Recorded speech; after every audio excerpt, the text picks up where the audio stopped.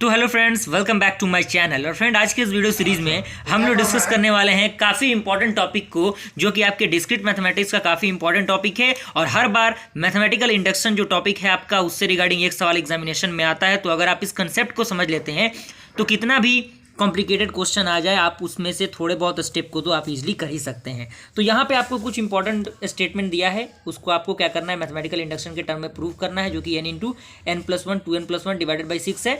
तो सबसे पहला स्टेप क्या होता है, जहाँ जहाँ n है वहाँ पे हमें 1 पुट करके देखना होगा। तो यहाँ पे 1² इज इक्वल टू कितना आएगा, 1 आएगा। तो इसको आप स्टेटमेंट को प्रूव करना है। तो यहाँ पे जहाँ जहाँ n है वहाँ पे क्या करना है, 1 आप पुट करेंगे। क्लियर। तो जैसे ही आप 1 पुट करेंगे तो यहाँ पे 6 आएगा, ऊपर में भी और नीचे में भी 6। तो 6 से 6 आपका कैंसिल आउट हो जाएगा, तो क्या बचेगा, 1 बचेगा। तो ये स्टेटमेंट क्या हो गया, this statement is true for n is equal to 1। Clear.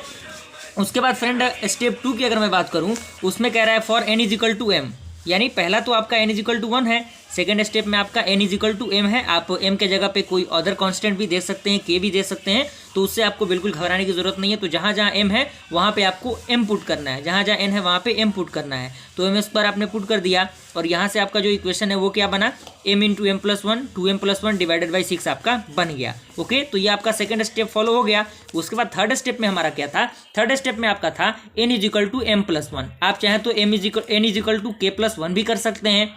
Clear. तो बारी बारी से सारे स्टेटमेंट को आप चेक करके देख सकते हैं। तो यहाँ पे 1² प्लस 2² प्लस m² तो आपका एज इट इज रहेगा, क्योंकि आपका क्वेश्चन में n² है।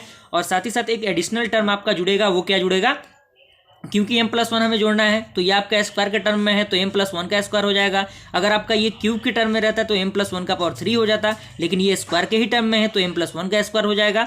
और RHS में आपका m into m+1 2m+1 divided by 6, और प्लस में आपका क्या हो जाएगा, m+1 का होल स्क्वायर हो जाएगा। अब कुछ नहीं करना है, सिंपली आपको सिंप्लीफाई करना है इन वैल्यूज को। तो यहाँ पे m+1 और m+1 दो बार है, तो एक बार हम लोगों ने क्या किया, m+1 को कॉमन कर लिया।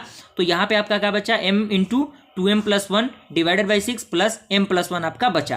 क्लियर। m का मल्टीप्लाई 2m के साथ तो 2m², m का मल्टीप्लाई 1 के साथ m, प्लस 6 का मल्टीप्लाई आपका m के साथ तो 6m, प्लस 6 का मल्टीप्लाई 1 के साथ तो आपका 6। क्लियर। तो आप इसको सॉल्व करेंगे तो 2m² प्लस 7m प्लस 6 आपका डिवाइडेड बाई 6 आपका ये स्टेटमेंट आ जाएगा। क्लियर। उसके बाद आपको कुछ नहीं करना है, जो आपको ये इक्वेशन दी रहा है, इस इक्वेशन को m के टर्म में आपको बस लिखना है। ओके।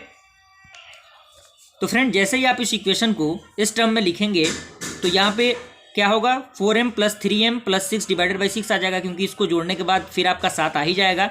यहाँ से हम क्या करेंगे, 2m को कॉमन ले लेंगे, तो यहाँ पे बचेगा क्या, 1m बचेगा, और यहाँ पे 2 बचेगा, क्योंकि मल्टीप्लाई करने के बाद फिर वही टर्म आ जाएगा। तो m+2 हो गया, प्लस यहाँ से हम 3 को कॉमन करेंगे तो m+2 आ जाएगा। ये दोनों आपके इक्वेशन सेम दिख रहे होंगे, तो एक बार इनको लेना है, तो m+2 और उसके बाद 2m+3 आ जाएगा डिवाइडेड बाई 6। क्लियर।